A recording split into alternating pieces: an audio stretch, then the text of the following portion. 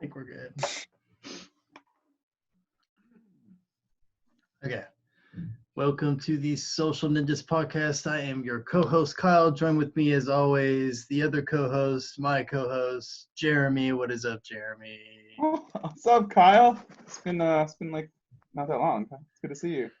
Not been that long. And we also have a special guest with us today, Bella. What's going on, Bella? Hey, it's definitely been long for me. It's nice to meet both of you. Nice to meet you as well. Thanks. So for people who don't know who you are, can you share with us a little bit of your background and kind of what you're doing now? So I'm one of those people where when people ask me, what do you do for a living? It's really complicated because I'm one of those people that just does so many different random non-related things. But I'm most well known for my, I'm a TED speaker, so I've given 3 TED Talks, one on perfection and one on certainty and one on reason. I'm a big motivational speaker. I've spoken all around the world and I work with, Tony Robbins, and I'm a coach for kids. So I have my foundation called LoveKidz, and I run workshops through my foundation, LoveKidz. But then I'm also known for my modeling career. So I'm an international model. I've worked with companies I'm most well known for my campaigns with Adidas and Nike and Stella McCartney, and I've done Topshop and Valentino. So yeah, I'm known for a variety of different random things. So I watched your TED Talk on perfectionism, and you kind of talking about how it was kind of like butting heads with, you being a model and kind of feeling that pressure to like be perfect. You want to talk a little bit more about that? Yeah, I mean, so when it comes to perfection, I always when people say to me, oh, I'm a perfectionist, I say, okay, well, there's a really simple solution to that. Just change the definition of perfect to match who you already are. And then you can be like, boom, I've reached perfectionism. There you go. That was easy. And this is coming from someone who is a former perfectionist. I was a former perfectionist. My mom always said, Bella, it's hilarious that you're giving a TED talk on this because you are the biggest perfectionist I've ever met. I said, yes, but it's all about just changing the definition of perfection, because if you look up the definition of perfection, it's aesthetically pleasing to the eye. And obviously that's very objective. That means something different to everyone, because what's aesthetically pleasing to my eye might be very different to what's aesthetically pleasing to you.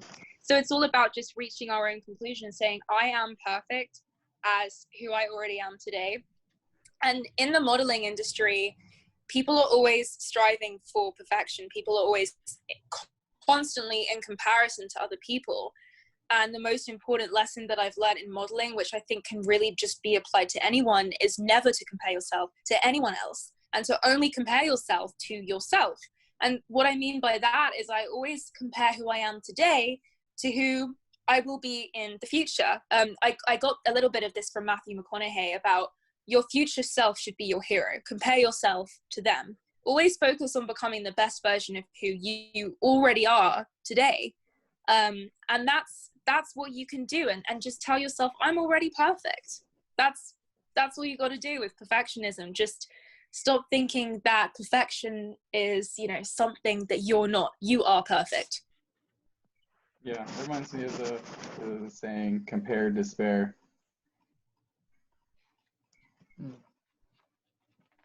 Yeah. So what is some of the stuff that you teach your clients that you work with when you coach? So I mainly run workshops for kids. So I've run workshops for kids from the age of 4 all the way up to the age of 19, 20. And so it very much ranges, because you can't exactly teach 4-year-old kids about some of the stuff that we learn as adults in the personal development world. And so the younger kids, I teach them about gratitude. Gratitude, I don't say that gratitude is a feeling or a choice. I think gratitude is a way of life. And so I think when you teach them gratitude from a very early age, then where focus goes, energy flows. And so if their focus is always on gratitude, they're just going to attract more of the things that they're grateful for into their lives, and then they'll always feel it. And so that's what I teach the younger kids. And then when the main thing that I teach, because I tend to, you know, share my workshops with people who are maybe around the age of 14, kind of like the high school period. I know the high school period's slightly different here than there, but I'm sure it's, you know, that kind of teenage period, because a lot of people at that stage of their lives really care about what other people think of them, and they really care about labels, and a lot of people get bullied. And the main lesson that I teach, and this is something I came up with when I was bullied myself, is if you take the letter E from the end of hate and you put it at the beginning, it becomes E hat. So essentially, when someone's handing you hate, they're handing you an E hat with a label on it, but it's up to you whether to wear that hat or not. And the more you wear, the more it's going to weigh you down. And so I then run this workshop with the teenagers, and I tell them, what are your E hats? Okay, now take them off. That wasn't that easy. And it's all about labeling yourself. It's what I was talking about before, you know, change the definition of perfection to match who you already are. Yeah, so the E-hat, I love that like analogy. So is that in essence, if you're not putting the E-hat on, you're not absorbing another person's projection of who you are, or? Yeah, so it's basically just another way of saying, like, someone's handing you a label. Let's say that label says ugly or something like that. You don't have to take that label. If you look at it, if you think of it as a physical thing, they're saying, hey, you're ugly. This is something that I went through, which I always say, it's really funny because I was called ugly for all these years at school, and now I'm a model.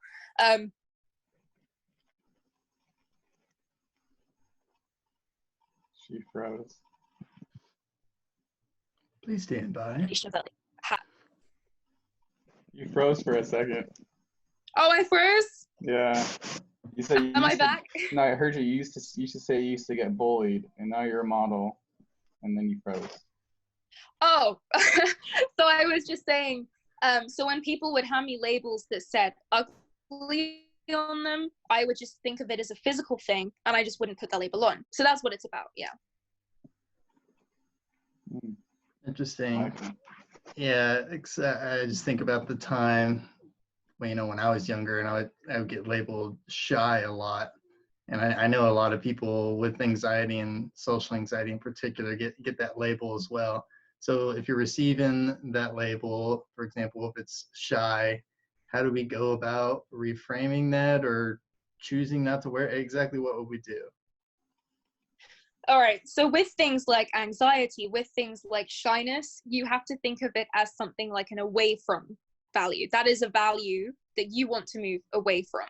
So you would then write it out as like a rule. So a set of rules.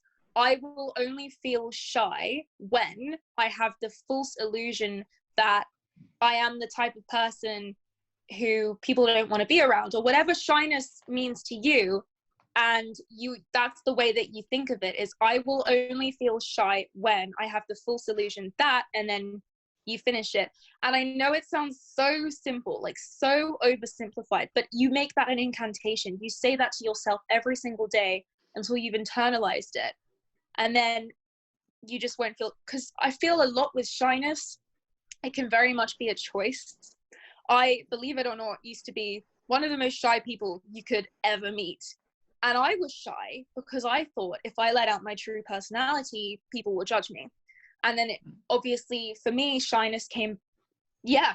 So for me, shyness came down to just a secret fear of being judged. So when I rewrote it as an away from value, I said, I will only feel shy if I have the false illusion that people will judge me for my true personality. Instead of remembering that I love myself for who I am, and that's enough. And that's all I need. Oh, yeah, I've heard incantations through Tony Robbins. Yes, that's where I got that from, yeah. Okay. So how do you put that into practice, your incantations? So, I mean, in real life, it's very different. So with Tony Robbins, they get people to like scream them at you. So in real life, what you have to do is scream them at yourself. And I know that, again, it sounds like, well, how do I do that? Yeah, that's my question. I don't know if you've seen those videos of yeah, the kids like looking in the mirror, and they're like, you're amazing, you're this, you're that, you're beautiful, you know.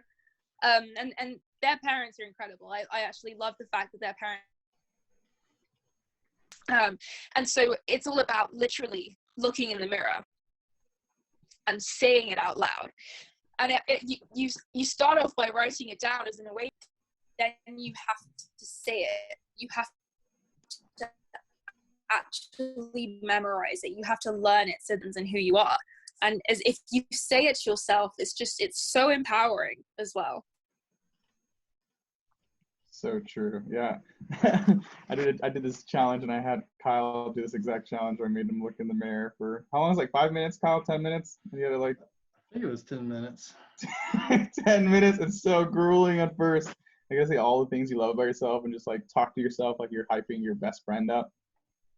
You're amazing. Love that. I love your sense of humor. You make people laugh. I love how you love supporting other people and feeling better. Oh, it's so uncomfortable. It feels like I did it as a challenge at first, not thinking it would work. And then I noticed when I sat down after I was done, I'm like, oh, glad I did that. And I noticed that those normal thoughts that come in just kind of got dispelled automatically. I was like, whoa, this works. And you know why it's uncomfortable? It's uncomfortable because society have this misconception these days that we can't be cocky. We can't compliment ourselves. If you say, oh, I'm amazing, or, you know, I think I look really gorgeous today, people typically will turn around and say, oh, hey, come on, be modest, or hey, be humble. Yeah. And I hate that. I I think that's a really, really bad thing. I think, no. Be arrogant. Love yourself. The whole problem is that it's just the social norm is not to compliment yourself because it means like, oh, you're not being humble or you're not being modest. But I think, no, that So should true. not be the norm. So true. It's so Everyone true. should actually be, when someone compliments you, you shouldn't say, no, I'm not. You should say, thank you for noticing. Yes. Thank you for noticing. Thanks for noticing. It comes again. It comes again. Yes, we had a guest who said the exact same thing. And he's Oh, really? Yeah. Oh, amazing. See, it's spreading. It's already becoming the norm. I think there's a level underneath that. I think it's not also like be humble. I think there's a lot of people that don't feel good about themselves. So then when I feel good about myself, someone wants to bring me to their level so they don't feel as bad. What do you think? I mean, yeah, in psychology, we would call that active downward comparison. So like finding someone I think this is what you were talking about. Like when you find someone who's already worse off than you and you compare yourself to them because then you feel better than yourself, or you've got passive downward comparison. And so there are all these different types. Like there's the type of downward comparison where you make the person worse off and then you compare yourself to them. But I say, why do that? I say do upward comparisons. Compare yourself to people who are what you want to be, like a level higher than who you already are or whatever. Someone that you aspire to be. And look at what they're doing and don't compare yourself in a way that's like, oh, I wish I was them. Compare yourself in a way that's like, okay, what are they doing that I'm not? And then how can I take myself to their level? Yeah, I like that. I've told people to do that before, and you always want to be kind of careful. You know, not saying to like try and like be that person, but you know, if they have a skill set or like you said, they're at a level that you want to be. It's been helpful to me to like pick up some tips and tricks. Like, oh, okay, this person does that. That's been helpful. But yeah, going back a little bit, I just kind of had a random question and just curious. Is there magic to the mirror? Like, because I mean, I know you can say kind of like these affirmations to yourself, but then I've heard, you know, actually saying them in front of the mirror. Is there more power actually, you know, saying it to your reflection in the mirror as opposed to just, you know, saying it in your car or whatever? I would say so. I mean, because it's about talking to yourself, and so when you can see your reflection, you're seeing yourself, and so it's literally like it feels like you're saying it to yourself. And then I guess for me there's just a more powerful thing about that. But I've got to admit Sometimes I don't say them in the mirror. Like, for example, I've had my license for years, but I haven't actually like driven for ages. And I recently started driving again, and I was terrified. And then I just decided, okay, I'm gonna go driving today, and I'm gonna I'm gonna start singing to myself that I'm an amazing driver. And obviously, I couldn't see my reflection, but I mean, it really helped, and suddenly I really got into driving, and I was really confident. But then I like missed my turning because I was so into like the self-empowerment and the singing, and You're like, that was an amazing wrong turn. yeah, and I was like, oh crap. I've got a program with TV now. Yeah, it's funny. I was if you just heard them, but over this past weekend, I was because I watched your TEDx, and I always make my kids, or I don't want to say make them, but I strongly influence them to do these affirmations at night, and they usually do them. And I was like, oh, need to get a mirror they can put in their room so they can say it, you know, do the mirror work. I was like, oh yeah, I definitely want to do that. I absolutely love that. That's so good that you're doing that. Thank you. I tried doing that with my little sister as well. If she ever says anything bad about herself, I'm literally like, right, you know what I'm going to make you do. She's like, Bella, I don't want to do it right now. No, go to the mirror. Yeah, so powerful. And I made her come up with actions. And now, so one of them is, I'm gorgeous. That's hilarious.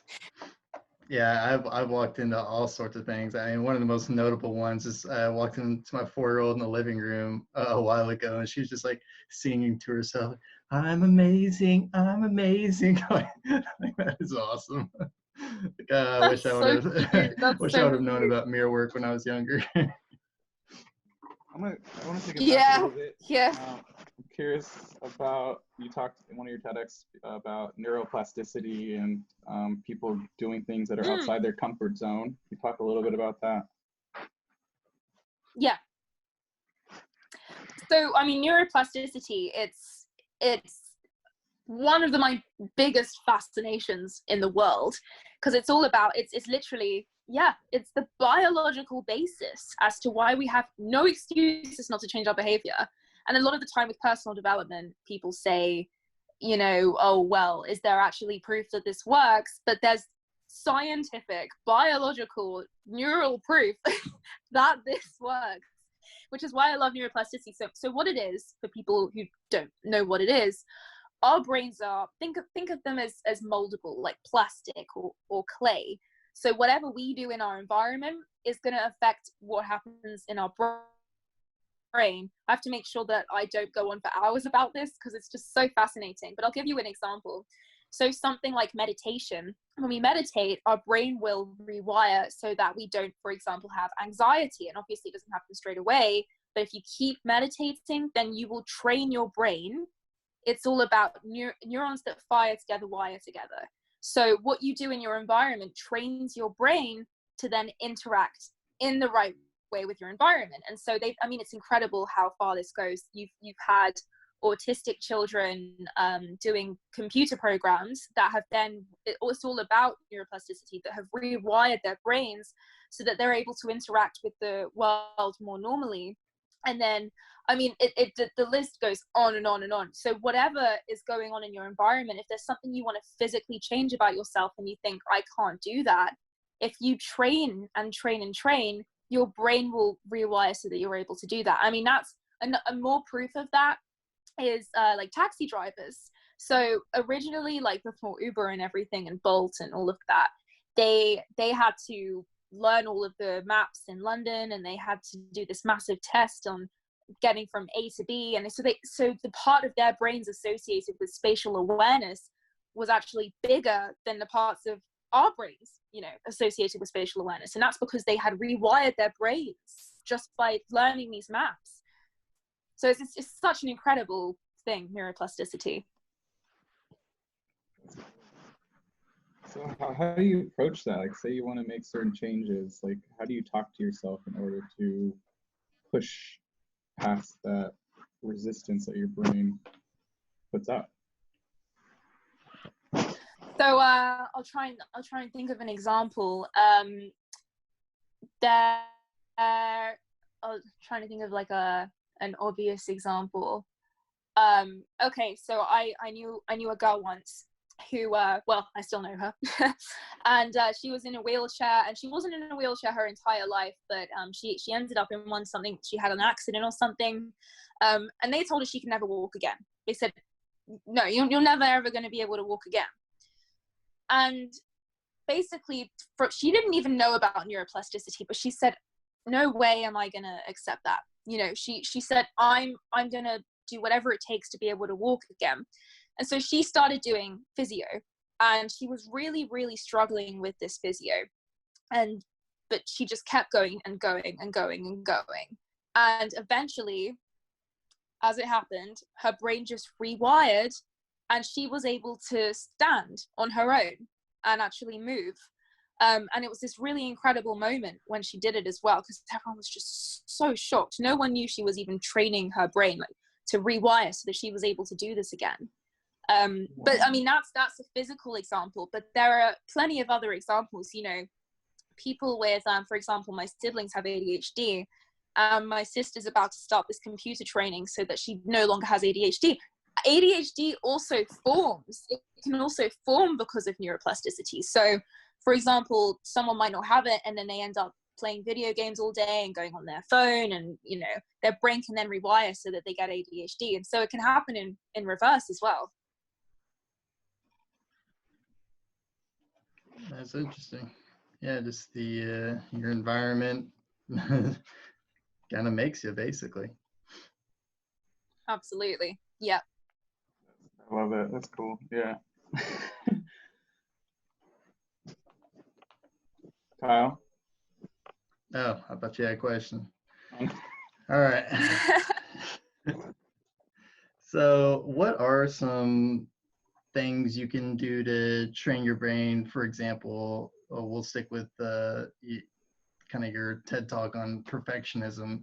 So if you're, so what's some things that maybe you did to train your brain for that? Okay, so when it came to perfectionism, it was all about self-love, right? And so again, with the mirror exercise, every single night before I would go to bed, yeah, you can hug yourself. Like, that's definitely, I do that. I actually do that. I hug myself like every week. Like, if I do, seriously, yeah, if you achieve something, give yourself a pat on the back, give yourself a hug. It actually feels really nice. Like, look in the mirror and be like, you're freaking awesome. You're amazing, Jeremy. Exactly. Tell yourself you're amazing, Jeremy, even if that's not your name. And I genuinely believe that the mirror exercise, so looking at yourself in the mirror and telling yourself all the things that you love about yourself, all the things that you've achieved, all the things that you're proud of. It's not just about your physical appearance. You know, you're so funny, you're so beautiful, look at what you've achieved, who's proud of you, my family love me, things like that as well. Your brain will rewire so that you completely love and accept yourself for who you already are right now. And so, yeah, I feel like neuroplasticity can work a lot with self-love, a lot with training your brain for you to be accepting of yourself. So I have a question. Why is it, if I know I'm such a self-love advocate, in your opinion, why is it so hard for people to love themselves? I think that ties into what I was saying earlier with the fact that it's kind of become this societal norm for people to not be able to brag about themselves and love themselves. And I just think that that's so silly. I've just written this I got really passionate about it one night, and I wrote this entire essay about it that I'm planning on publishing in my magazine. What does that all say? It's my self-love manuscript I did last night. I love that. What is it about? Like, what did you say? It was just like a self-love, like tips and like things I love about myself.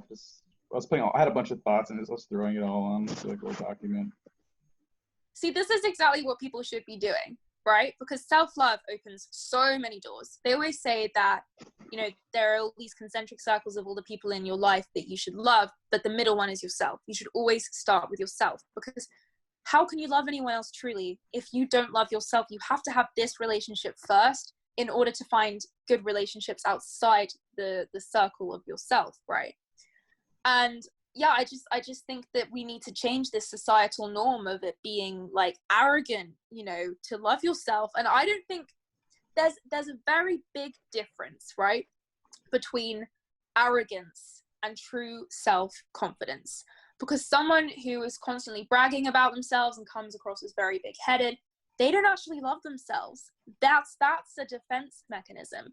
Someone who truly loves themselves, they can be proud of themselves. They can look at themselves in the mirror every morning and be like, damn, you sexy. And it's fine. And they're not just saying it. Like, if you love yourself in private and you love yourself in public, then that's true self-love, right? Yeah, you sexy. But, yeah, I mean, honestly, that's one of the things I say. There's a I mirror look in the there. mirror, I'm like, damn, girl. No, oh, I don't say girl, but yeah. Yeah. I always thought that'd be go. really. I've always wanted to do a challenge. Maybe you can do this challenge with me. But I've always wanted to have a challenge where I wake up every morning, look in the mirror, and be like, oh my God, Jeremy, so good to see you. I'm so glad you made it. Whoa. I love that. I love the made it thing. I love when you say to yourself, you made it. I think that's such an important thing to say, because no matter where you are in life, if you can turn around right now. Yeah. It's high on life, right? Let's have self-love sessions here. Pass the self-love. Go ahead. No, it's the thing. Can you imagine? Hold on, bro. Hey, it's my turn. It's my turn to self-love. Oh yeah, my bad. You've been on so long. Go. You hit that self-love. Let me hit that self-love real quick. Come on. So Bella, backing up, how did you get into all this? How did you get into neuroplasticity? How did you get on this self-love discovery?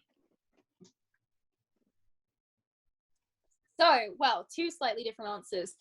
The self-love, the personal development, all of it. When I was 13, about 13 years old, I was really, really bullied. I was really depressed. I absolutely hated my life.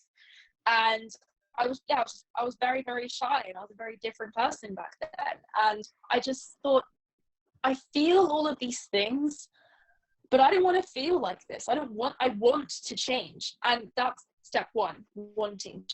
Step two, I had this family friend who suggested Tony Robbins. She said he's this incredible motivational speaker, and you should really go to his events. And then I went to his first event when I was 13. Wow. Has it frozen? I think it's... No, you're still good. Yeah, at least audio-wise. Oh, I'm good. Yeah. Sorry, you guys froze. I wasn't sure if I was frozen. So I started going to his events when I was 13. I went to one called Unleash the Power Within. That's where you walk on fire. And then I started going to his Global Youth Leadership Summit in San Diego every summer, and I'm now a coach there. And I went to one called Date with Destiny. I know that there was a movie about it called I'm Not Your Guru. And yeah, my mom's in that movie, fun fact. What? And so I started doing his events, and it just completely changed my life. And when I did the Global Youth Leadership Summit, that's where I learned about self-love, and everything changed for me. I had this breakthrough moment in this one moment where the speaker on stage, he said one thing, and it just changed everything for me. He said, you define yourself. And in this moment, I know it's such a simple thing, but in this moment I was like, oh my God, do I? Like, I never knew that. I thought other people like defined me. It was just such a wow moment. And also I did this kind of social experiment that week. I thought, I've never done this before, but this seems like the kind of place where no one judges anyone. And so I'm going to be really confident this week, and like really outgoing and really loud. And I'm going to really playful out in all the leadership activities. And then I realized, oh my God, no one's judging me. Oh my God, I kind of like this part of me. I like this new personality. And then I left this event and I was like, I'm gonna stay like this. I'm gonna stay confident. I really like this feeling, and it's kind of nice. And then that's when I started up my foundation and everything. So with personal development, because so many people say like, oh, I could never go to these events. I don't have any problems in my life. And I say, well, it's not about having problems. That's like saying, I know what 1 + 1 is, so I don't need to know any more math. for my life to work. That's not what personal development is. Everyone can grow, because at the moment you stop growing, you're dying, right? And so that's why I will always continue with personal development. The neuroplasticity stuff, I am actually a psychologist. That's one of the other random things I do. So yeah, I'm a psychologist at King's College London, and it's just part, everything ties in together. Like, personal development is positive psychology, and neurolinguistic programming, that's just modern psychology. NLP, yeah, that was one of my lockdown goals, actually. I became a certified NLP practitioner, so yeah, that was fun. Yeah, Bella. Yeah. I'm putting in motion. So, Keith, I'm curious about people who don't know about NLP. Can you tell us about it? Sorry, what was the? Can you tell us a little bit about neurolinguistic programming? Yes. So neurolinguistic programming, the way I describe it is it's rapid therapy. So in psychology, you've got two types of therapy. You've got systematic desensitization, which is normal therapy, right? That's the therapy that it takes a long time, and it's a process, and you go to your therapist for 6 months and you talk about, oh, I don't know which parent to blame, mom or dad. Well, maybe I should blame my uncle. And you're just figuring out who to blame, in all this time that you're in therapy. Whereas neurolinguistic programming, they don't care about that stuff. They find the problem. They're like, okay, what's the problem? Okay, now get rid of that problem. It's stupid. And you're like, but, and they go, no, get rid of it. And you're like, oh, okay. So that's the difference. I mean, that's the way I describe neurolinguistic programming.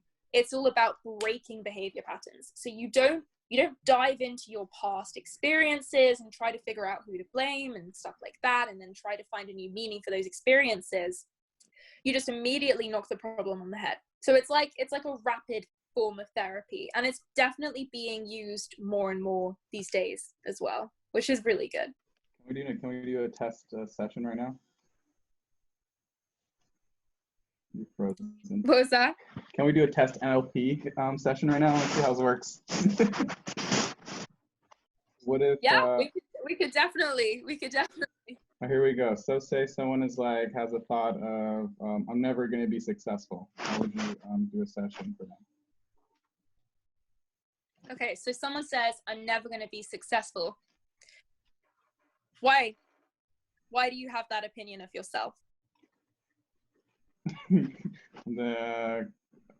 So I've never been successful. So you've never been successful. What does success mean to you? What would it mean to you to be successful? It mean to have wow. To not worry about money again, and have just an abundance mentality when it comes to money, and really step into my value. Okay, so what you're really saying to me is that you have a fear of not having money, correct? Yes. And so how can you change your perception so that you don't need money to feel fulfillment in your life? How else can you fill that need besides with money? Money, I would say money does not define my success. So what can define your success? My positive impact on the world. Now say that in a full sentence. It's cool. My positive impact on the world defines my success. And what does money define? Nothing. Exactly. Yeah. How easy was that? That's so cool.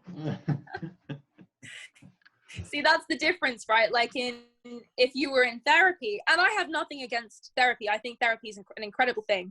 But if you were in therapy, they would have taken a very different approach and dove into your past and where did this come from. But with NLP, it's just like, okay, what does that really mean? Okay, stop it. Now you're saying, yeah. I love it because I always talk about muscles, and you work out thought patterns is literally the same as a muscle. So you say to yourself over and over again, I'm not confident, I'm not organized, blah, blah, blah. It's like you're working out that muscle. So every time you say it, you're actually strengthening that muscle. So if I say I don't like myself, now that muscle that says I don't like myself is got a little bit stronger. It's like you're doing reps It's like, what do you choose and you do reps on? Absolutely. The power of She froze. The power of what? I really want to know. language is just, it's so important. It's so important because you can have I on frozen. Am I back? You're back. You're You said back. the power of language is so important. Right. Yes. The power of language. It's so important because you could turn around and say something that you think is positive, like you could say after a relationship, for example, you could say, I will never get hurt again, right? But what you will remember from that thought is, the word never in that sentence has like negative connotations. So what you'll remember from that is, I will get hurt again, right? That's the same as saying that. So instead of saying, I will never get hurt again, it's better to say, I will always be loved from now on. So it's just about the way that you phrase things. Interesting. So going back a little bit, when is there like a time that maybe you should seek out therapy, and then other times or situations you should seek out NLP? I genuinely think it's up to personal preference. I always think NLP's better, because it's much faster, and to be honest, you're always going to get the same outcome. Therapy, I think, is something if you I mean, this is a personal opinion. I can't say it's a professional one. Sure. But I feel like if you want someone to talk to, or you kind of want someone to hold you accountable for the things that you've learned in NLP, then therapy's, it's a good way to go. But NLP, you can have as many sessions as you want. It doesn't have to just be like a one-off. Okay. Interesting. So if you're, so is, I guess, guide me through the process of NLP. So is it kind of like the same thing as therapy, as far as like you have like a one-on-one session with the psychologist, or? So NLP, it's much faster, right? So you're instead of like taking a really long time and kind of just talking about the events in your lives, you don't talk about your past. You talk about your present and what you're feeling in the present. And then you come out with a limiting belief. For example, I'm not good enough, right? And then you find 2 or 3 or 4, or however many experiences in your life that are linked to that belief, experiences that have caused that belief, and then you neutralize those experiences. And this is a process that can genuinely take 2 hours instead of 2 years. Wow. Yeah. I kind of want to get my NLP certification now. Yeah. Definitely, yes, definitely opens your mind. Send me the link. I can give you the link. Give you the link of where I trained.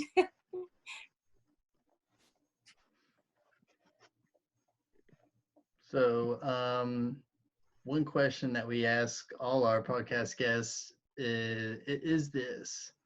Okay, let me rephrase. Blah, blah, blah. Okay, if you had the ability to send a message to everyone in the world, what would your message be? All right. It's very simple, okay? And I've said it before, about however long ago in this podcast. You define yourself. That's it. Everyone needs to hear that. Everyone needs that to resonate with them. And the one ripple effect I want to create in the world is self-love. Imagine if everyone in the world loved themselves. Imagine how much judgment would be eliminated if everyone truly loved themselves. Imagine the world with no judgment. Oh, and so so nice. That you define yourself. Define yourself in a way that you will accept yourself. I agree. I'm such a big, I agree so much. Yeah.